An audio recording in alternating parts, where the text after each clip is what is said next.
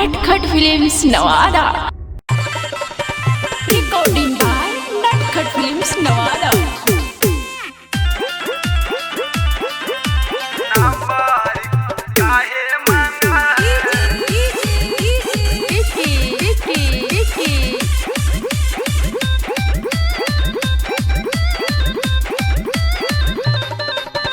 बच गनाई कुंदन सलक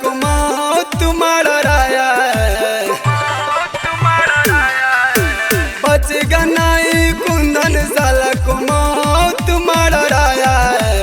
हमारा लाभार के नंबर काहे मांगा है हमारा लाभार से नंबर काहे मांगा है हमारा लाभार से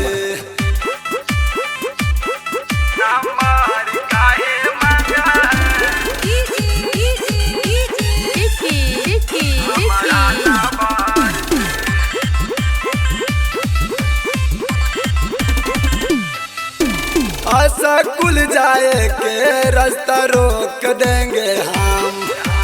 यदि आया जो नजर सीधे ठोक देंगे हम आशा खुल जाए के रास्ता रोक देंगे हम यदि आया जो नजर सीधे ठोक देंगे हम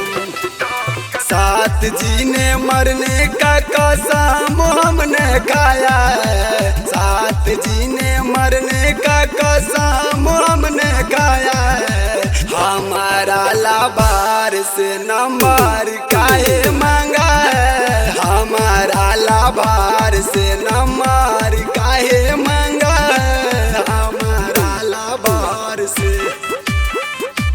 रिकॉर्डिंग बाय नटखट फिल्म्स नवादा।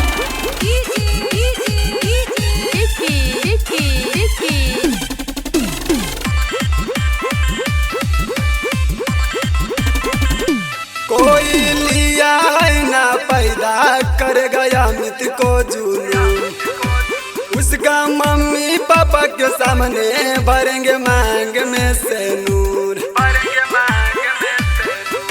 कोई लिया है ना पैदा कर गया मित को जुनून उसका मम्मी पापा के सामने भरेंगे मांग में से नूर पिंटू यौरी कुंदन कोई दिल वो दुखाया है पिंटू यौरी कुंदन कोई दिल भी दुखाया है हमारा लाभार से ई नंबर काहे मांगा है हमारा लाभार से ई नंबर काहे मांगा है हमारा लाभार से।